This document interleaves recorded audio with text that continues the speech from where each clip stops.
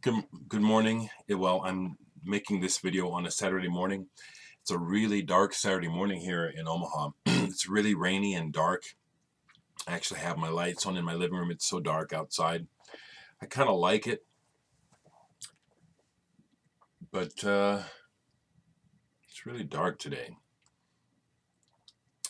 So I slept in today. It's a quarter to 10, and I just got up, and that's not unusual, but it's like I'm trying to just pay attention to my body and sleep so that I can get rested. I want to talk about a few things, but the first thing I'm going to do is I'm going to respond to Sour Juggernaut asked me to show my Tomita. I only have a little bit, but without a doubt, you found something very special for 50 cents by finding a Tomita album. Isao Tomita was maybe a little over the top in some people's minds as far as the things he tried to do with electronics and performance, but I think he was groundbreaking. I think some of his music was absolutely fantastic, and I'll show you what I have. Snowflakes Are Dancing. This is the first album I bought from him. It's a little beat because when I first heard this, an electronic version of Debussy. Debussy is one of my favorite classical composers, whatever you call him. Is he romantic or I get them mixed up. But his versions of some of the songs are really beautiful, and then some others are kind of like, kind of almost corny. But this is the first one I bought, and just love it. A Voyage Through His Greatest Hits. This is one that I got at you do find Tomita at thrift stores over the years, and this is one I found at a thrift store. I can't even tell you that I've actually played this, to be honest. A recent thrift store find was a new copy of Bermuda Triangle. I had this forever, but I finally got lucky and found the pink vinyl version. And I found it for $1 at a thrift store. It's in perfect condition. Sounds like you got one too, Jesse. And not a pink, but a very good condition Tomita. Yeah, it's that kind of music that it's on the border of music that can be taken very seriously, and the kind of music that can be listened to by, and I don't mean this, I'm just gonna say it, by bored housewives. Okay, I don't mean no diss, but you know what I'm saying. It can be music for people who don't listen to music. How's that? Pictures at an exhibition. Fantastic. Realization of this composition. Fantastic. And then even better is his version of the Firebird Suite. I'd like to get his version of the Planets. I don't know that I've ever heard that. So there are those. That's all I have by Tomita. But you ever see any of you other folks that kind of like electronic music, haven't heard Tomita, pick him up. Last night I did a bunch of listening. It was a Friday night, but I just happily stayed at home and just worked the hell out of my stereo. I showed a bunch of what I listened to on Facebook last night, but I'm going to show today when I'm in a video what I listened to. Also want to share with you that I had a real neat experience listening to the test pressing of Dereck 2 again, because I gave it a real good critical drubbing before I called the record company and said, go, let's print it up. And then I put it away, pretty much for the day. And then last night while I'm playing records, at one point I just grabbed it and put it on. Now, some of you musicians who have made records or CDs know that when you record, once it's done, it's hard to listen to it in many ways because you've listened to it so much that you have ear fatigue from hearing your own shit. So last night, when I went to put Dereck 2 on again, I just kind of spontaneously did it. I put it on, heard the opening notes, which I've heard a million times, and my initial reaction was that, yeah, okay, And then I got distracted, and the next thing you know, I'm listening to it, and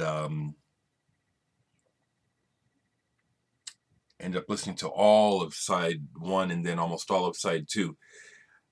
You will find out, you folks that have Dereck 3 who are buying my album Dereck 2, this is better. I'm so happy. I mean, when I had the opportunity, once I had the opportunity to make Dereck 2 on vinyl, I made some adjustments. I dropped some tracks and I added some, and I definitely improved it. Because when I made the CD back then, it was a struggle. I mean, I barely knew what I was doing, you know. And even when it was done, it was like, this is the best I can do. I wasn't completely happy with it. Excuse me so much. So those tracks are gone. And then by adding some different tracks and then resequencing what was there first, I listened to it through last night. It's better than Dereck 3. It is. I can say that objectively, you know, even though it's all my music. You'll hear it. You'll hear it. I'm very, very pleased. Very happy. Very, very happy with it. Very happy.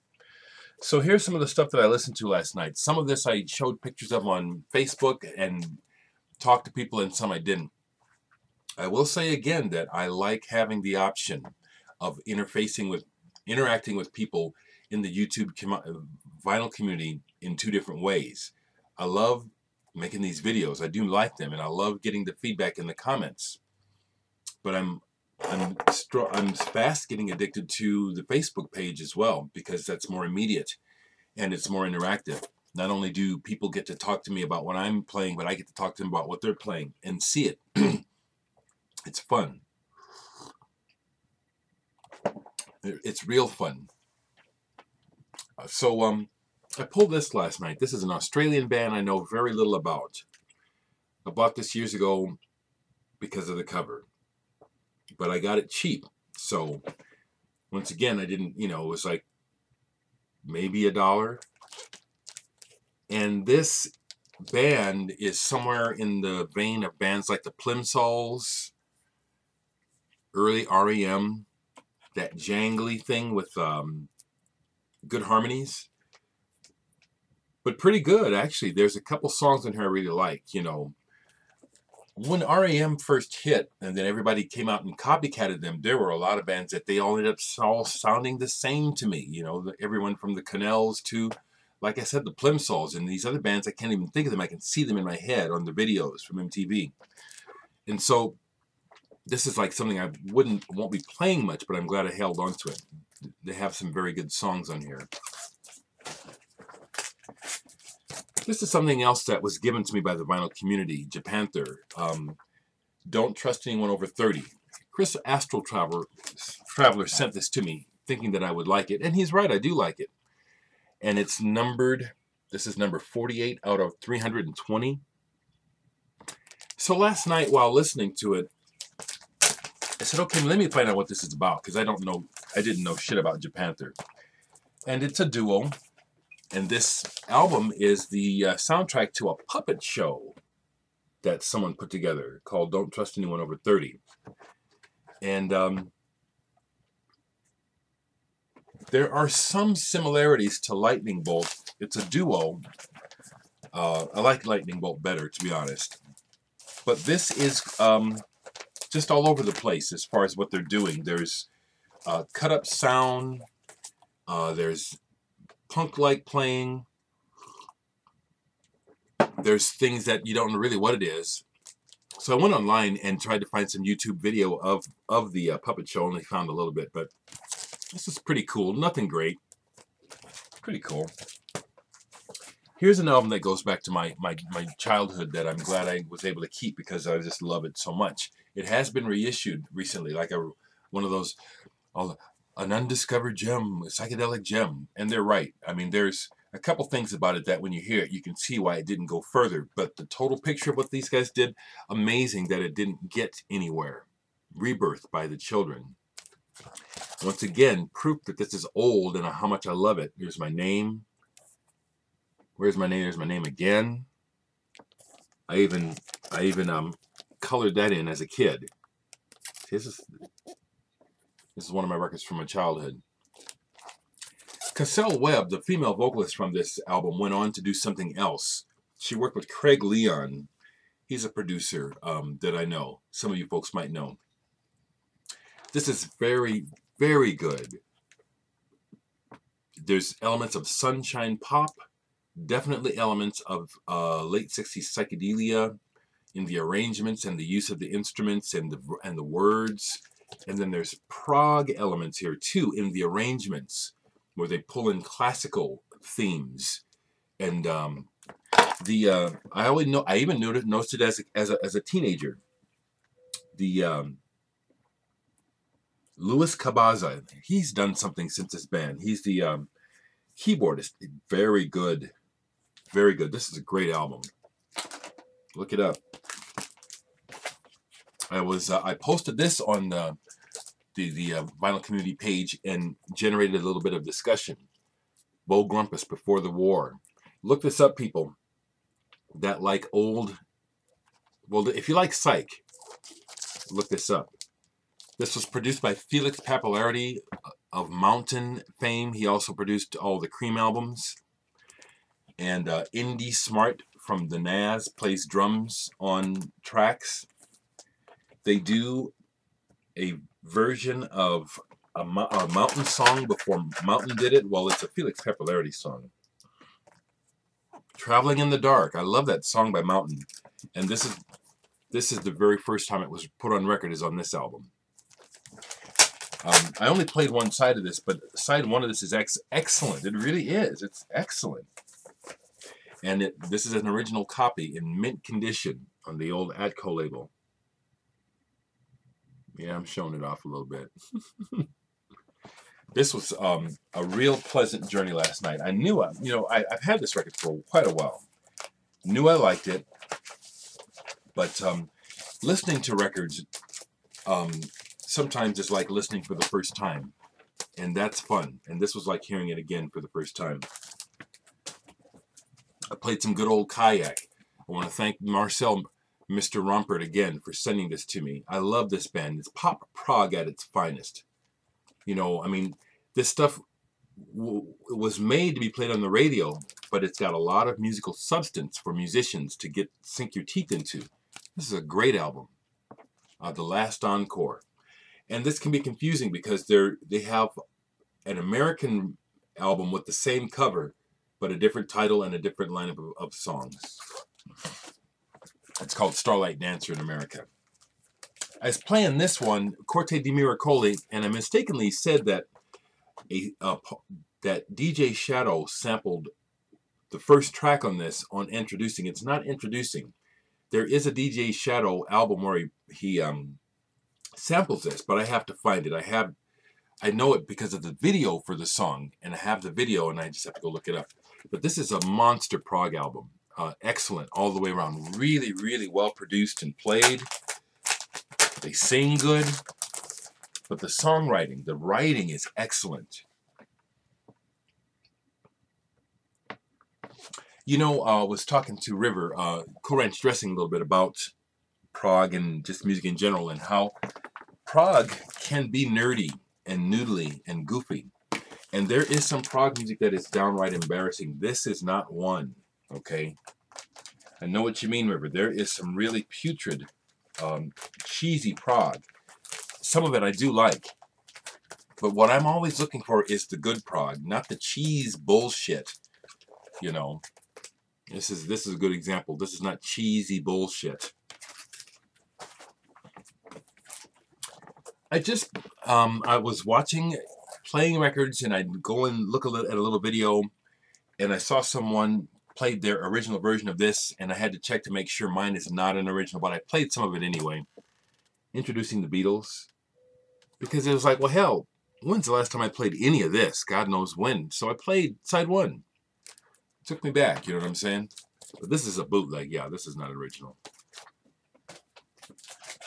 Played the B side of this, Grass. Observer. I can't quite see the title, but I love XTC. 12-inch singles just sound fantastic on a good turntable. Big wide grooves, wide open, spinning at 45. All that music comes out. This was incredible last night. Cluster. Oh, shit. You know, space is the place. You want to get there? Take a ride with Cluster. This album is dope-alicious. 10! There it is. It comes out. Here, this is a 10. I want to shout out to Calvary68. I watched your video this morning, man. 6s could have been 10s. Great idea. I won't do it today, but I may do that as I get further into my collection and to share my favorite records, because I do have a lot of favorite records also that they're not quite 10s, and for reason. The last night, this was the bomb. Everyone knows about Faust. Everyone knows about Kraftwerk and Neu and Harmonia and stuff. You guys, if you really dig that stuff, I mean, if you actually listen to it like I do, you got to get this. This is one of those masterpieces. This is a 10, okay? This is a dope-ass fucking 10. This is a krautrock. Why? You know, it's really, to me, it's really simple why some records are not considered classics. It's because the damn critics who had the jobs at the time didn't get the records. Okay, they didn't get free copies to promote, to review. This record probably didn't get good promotion because this is stone. There's really nothing better than this album when it comes to krautrock. This stands alongside all of the masters, all of them, and I have them.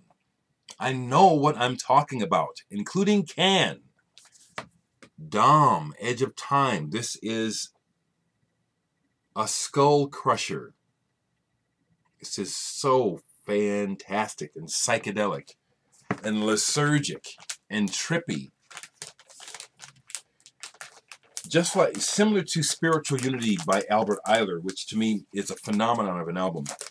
This record gets to a point where you kind of, where am I? Not in a scary way, but in a fascinating way. It's like, wow. I can't say enough how fantastic this is. And last night it was just killer. Killer. Played this. I'm gonna be trading this in. Drop Dead Gorgeous. I bought it earlier this year at Homer's because they had it. It was still sealed, but it was in the marked down to sell. And I kind of figured it was going to be Screamo, which I don't care for, but I liked the graphics and it was sealed, so I bought it. And what I like about this the most is the graphics, the vinyl. But this is something for people about 1/3 my age. The guy is screaming like someone has got a vice grip on his balls. I don't know what it's all about. It's on the whiny side of Screamo, which no, you know. So this I'm trading. I'm gonna get something good for this. Put that over there. Having a good turntable now shows me where some of my records have anomalies and warps that I didn't notice and this is one. I bought this used years ago. It plays, but it has a little warp that you don't see that you hear on the 518. The album still plays fine, but you hear this little jump, you know, that I had never noticed before. This album is fantastic. Again, a little over the top, kind of like Vanilla Fudge back in the day, but really super, really ambitious. And they pull it off. They do. It's ambitious. Prog, pop, psych. Don Gallucci, I was just talking about that man. He's on this. This is his band. This is one of his bands, Touch.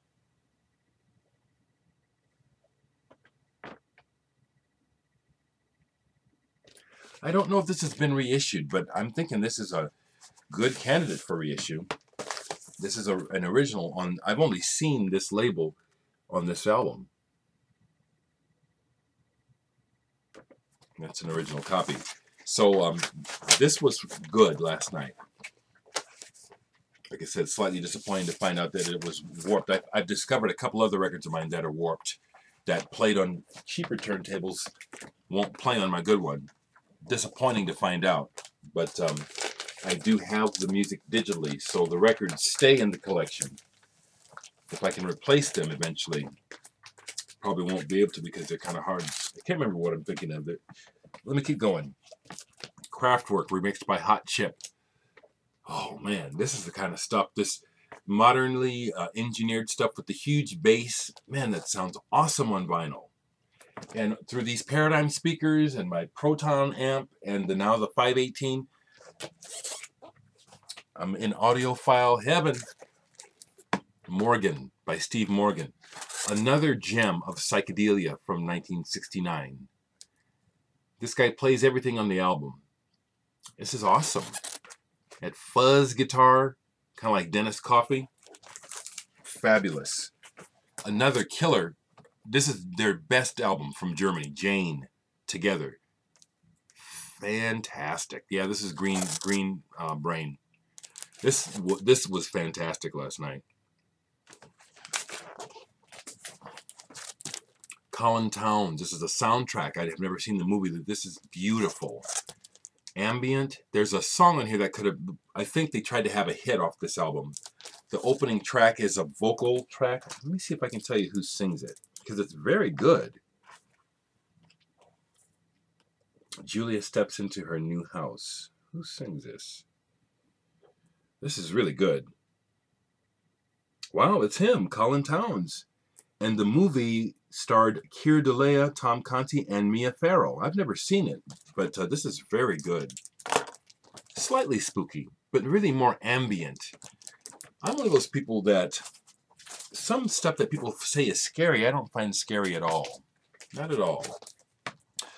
This is another album that I got through the incredible VC, the Brazilian doctor who we haven't seen forever, Victor Garcia. He sent this to me, told me he was going to sell it and send this to me. Quarteto MC. I'm sure glad he did. This is wonderful. It's like a group of people that were in school that were doing vocal harmonies and put this group together, I guess. It's really, really good. Brazilian. Nothing unusual. Just really, really well played. These people can sing really well. Really enjoyed this. There's something about what this girl is doing. It's deep and it's real good. Emma, Past Life Martyred Saints. This sounded, and I was listening, and she got me listening to her words. Now that's another compliment, because I really don't give a fuck about what you're saying. I mean, I care about you, but we say the same shit over and over again. That's why I say that about words, you know. So when an artist gets me to listen to their words, and even Bob Dylan, I don't listen to his words much. That says a lot to me. This is excellent. This is excellent.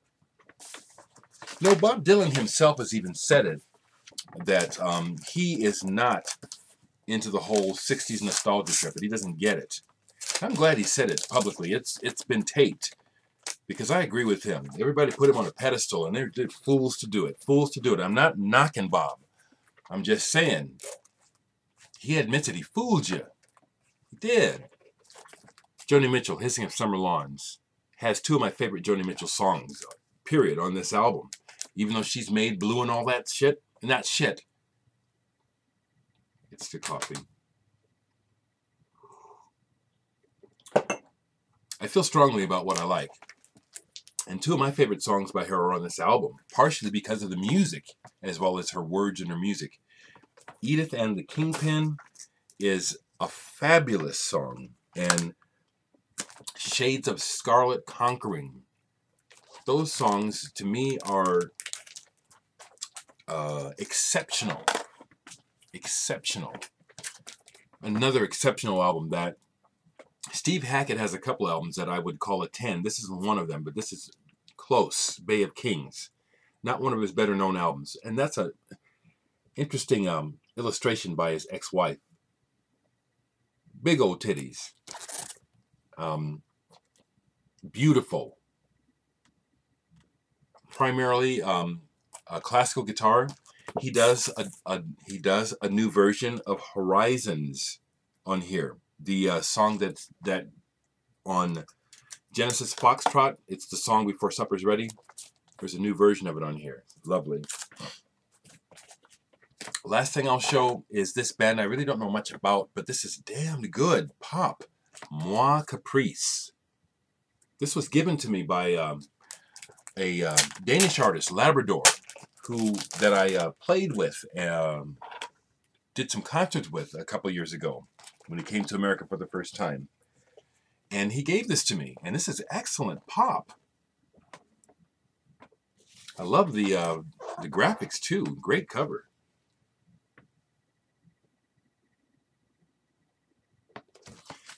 If there are any fans of this band out there, I'd love to hear more about them. Moi Caprice. So what's going on today? I like to do that too, tell you what's going on. Well, I have band practice today with Jewel Beast, so that's number one. I didn't hang out with my brother Patrick again yesterday, so the possibility of hanging out with him this evening again is very high. I'm not forcing myself to work on new material. I'm working when I want to. But I have decided that I want to try and at least complete one song with my brother Patrick to include on my next new recording. I don't know, I'm not ready to start talking about Dereck 4 or whether or not I'll call it Dereck 4.